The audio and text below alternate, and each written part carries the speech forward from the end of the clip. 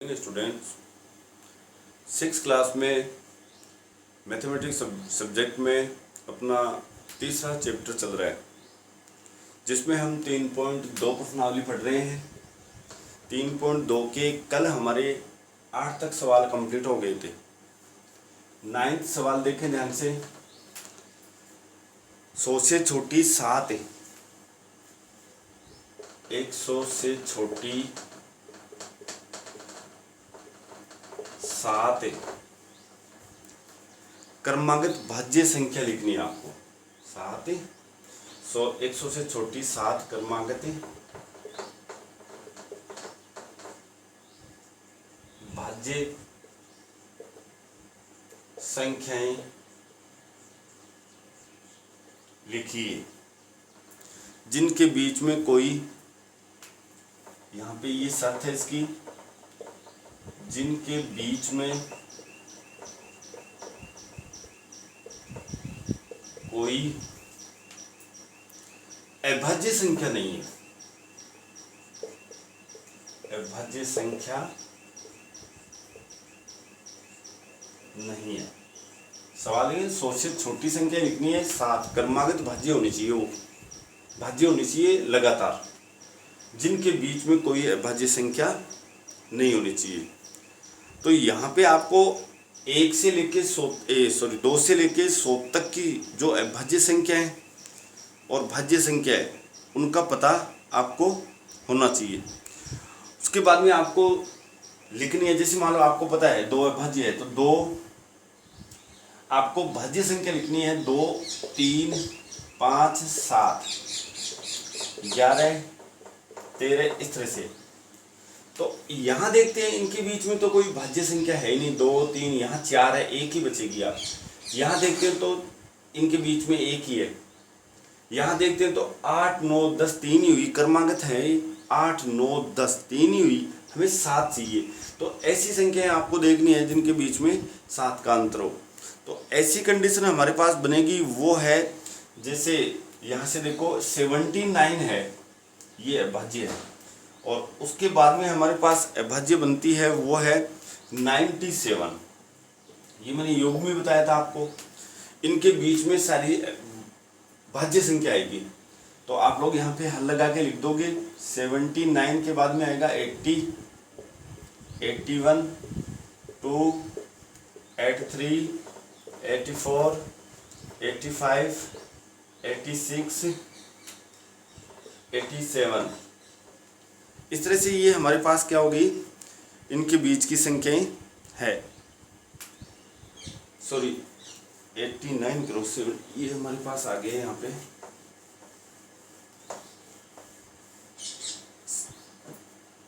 89 करो, 89 है। और उसके बाद में यहाँ से इसके बाद में आगे चलते हैं तो 97 आएगा, 97। तो इनके बीच में जैसे हो गया 90 हमारे पास एक भाज्य संख्या है, 91 भी हमारे पास भाज्य है, 92 भी है, 3, 4, 5, 6 ये सारी की सारी भाज्य संख्या है और क्रमागत है। उसके बाद में 90 हम यहाँ पे 7 करेंगे तो ये हमारे पास क्या है, अभाज्य आ जाएगी। इससे पहले हम 89 को लेते हैं तो ये भी अभाज्य होगी, और ये 7 लगातार होगी, 1, 2, 3, 4, 5, 6, 7। इस तरह से ये हमारा सवाल यहाँ पे 9th कंप्लीट होता है। उसके बाद 10वां सवाल है हमारे पास कि निम्नलिखित संख्याओं में से प्रत्येक को 3 अभाज्य संख्याओं के योग के रूप में व्यक्त कीजिए। यहाँ पे सवाल में शॉर्ट में लिख रहा हूँ, 3 अभाज्य संख्या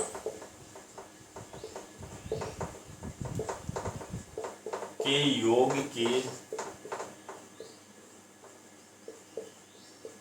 रूप में लिखिए। नीचे कुछ संख्या दे रखी है, जैसे इसके अंदर पहला दे रखा है, इसके अंदर 21, दूसरा इसमें है 31, तीसरा है 53, चौथा है 61। आपको योगफल ये प्राप्त करना है और वो तीनों संख्याएं अभाज्य संख्याएं होनी चाहिए, उनको योग में हमें लेना है। जैसे मैं यहाँ पे हल ये चौथा बता रहा हूं आपको। इसमें हमारे पास 3 अभाज्य संख्याओं की योग में ले लेंगे। तो सबसे पहले यहाँ पे मैं 61 लिख देता हूँ। जैसे यहाँ पे मैंने कोई अभाज्य संख्या ले ली, जैसे 11 ले लिया, 11 एक अभाज्य संख्या है, प्लस फिर 3 ले लिया मैंने, 11 और 3 14 हो गया। अब इस 14 को इसमें से घटा लीजिए 61 में से, 47 बच गया, वो 47 यहाँ गए। अब आपको ये चेक करना है ये तीनों अभाज्य संख्या होनी चाहिए, ये तीनों अभाज्य संख्या होनी। इसमें जरूरी नहीं है कि ये एक फिक्स बनेगा, इससे अलग भी हो सकता है, लेकिन तीनों हमारे पास वो अभाज्य संख्या होनी चाहिए। इस तरह से बाकी 3 सवाल बच गए, 1 2 3, ये आप लोग खुद करेंगे। सवाल नंबर हमारे पास 11वां है। 11वां सवाल देखें अब।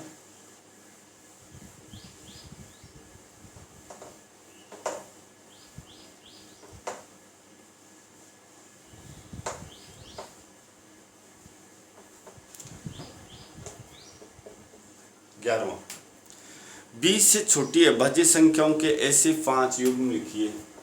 यानी कि आपको 20 से छोटी अभाज्य संख्याओं के 5 युग्म लिखिए, जिनका योग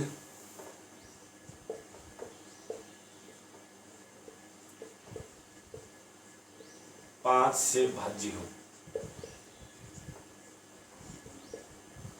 जिनका योग 5 से भाज्य हो। अब इसमें थोड़ा सा ध्यान रखना, जो भी योगफल आएगा वो 5 से डिवाइड होना चाहिए। जैसे 10 15 20 25 30 35 कितना भी आ सकता। और 20 से छोटी अभाज्य संख्याओं के लिखने, तो आपको पहले यहाँ पे लिखना है हल 20 से छोटी अभाज्य संख्याएं। 20 से छोटी छोटी अभाज्य संख्या लिखनी है 2 3 5 7 11 13 17 19। उसके बाद में यहाँ पे इनको योग करना है।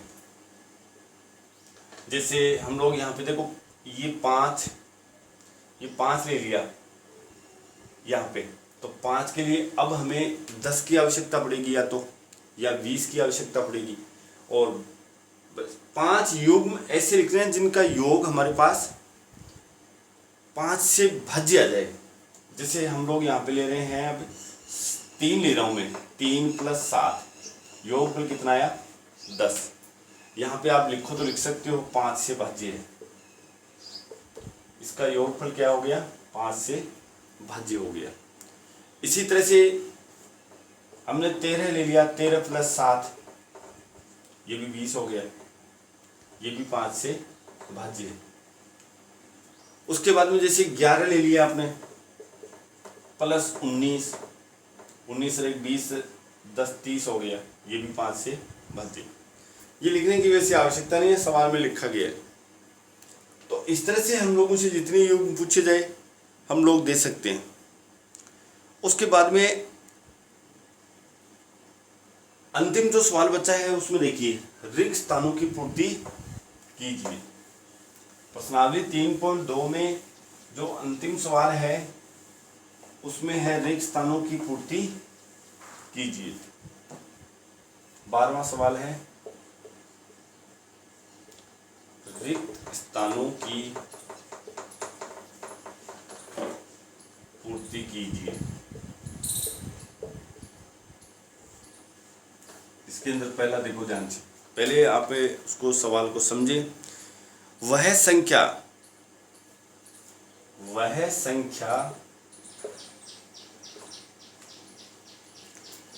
जिसके केवल 2 गुणनखंड,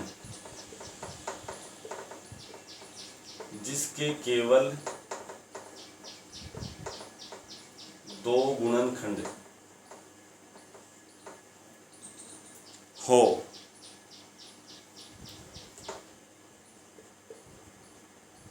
एक यहां आपको खाली स्थान दे दिया है।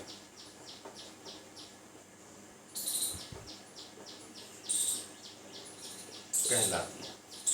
तो केवल दो गुणनखंड अभाज्य संख्या के बनते हैं। जैसे उदाहरण के लिए हम 2 लेते हैं, इसके 2 गुणनखंड 1 गुणा 2 हो जाएगा, बाकी इसके कोई गुणनखंड नहीं होते। इसी तरह से 10 को लेते हैं हम लोग, जैसे मान लो ये हमारे पास अभाज्य संख्या को लेते हैं 7 है, इसको लेते हैं तो 1 गुणा 7। तो 10 को लेते हैं तो देखो इसके ज़्यादा बनेंगे, 1 गुणा 2 गुणा 5, 3 गुणनखंड बन गए। तो केवल अभाज्य संख्या ने कोई सी भी अभाज्य संख्या उठा लो, उसकी केवल 2 ही, तो यहाँ पे इसमें अभाज्य संख्या आ जाएगा, अभाज्य। उसके बाद में दूसरे सवाल में जाते हैं हम। दूसरा जो रिक्त स्थान है हमारे पास, उसमें देखिए वह संख्या जिसके 2 से अधिक है। अब इसका विपरीत दे दिया, वह संख्या जिसके 2 से अधिक गुणनखंड हो। ये तो आपने अभी सीख लिया, भाज्य और अभाज्य में हो गया। तो वह संख्या जिसके दो से अधिक गुणनखंड हो कहलाती है। तो आप यहाँ पे भाज्य संख्या लिख दो, भाज्य संख्या। भाज्य संख्या के 2 से अधिक गुणनखंड होंगे, केवल 2 गुणनखंड हो तो वो अभाज्य संख्या हो जाएगी। उसके बाद में एक न तो 1 की बात हो रही है, एक न तो है और न यहां दोगुने कार्य है। तो एक न तो भाज्य है, भाज्य संख्या, न अभाज्य संख्या है। इसमें दोनों आ जाएंगे, एक को हम न तो भाज्य में लेंगे और न अभाज्य में लेंगे। उसके बाद में हमारे पास आ रहा है अगला, चौथा, सबसे छोटी अभाज्य संख्या। ये आपको पता ही है, 2 होती है। सबसे छोटी अभाज्य संख्या 2 है।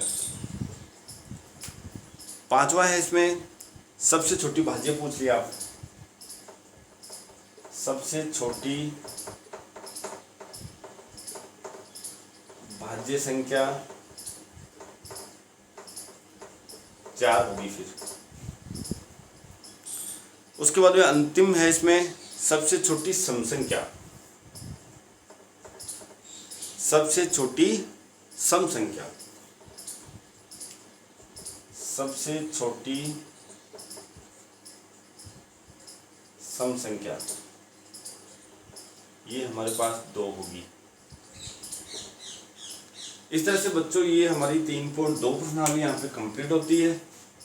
इसको आराम से आप अपनी फिर नोटबुक में अच्छी तरह से अच्छी सुंदर सुंदर राइटिंग में करें और ऐसे सवालों का आप लोग अभ्यास करें। जो भी सवाल नहीं आ रहा है, जो भी डाउट्स है, वो ऐप में डालें आप लोग या फिर फ़ोन पर संपर्क करें। Thank you. बाकी हम 3.3 हम कल पढ़ेंगे।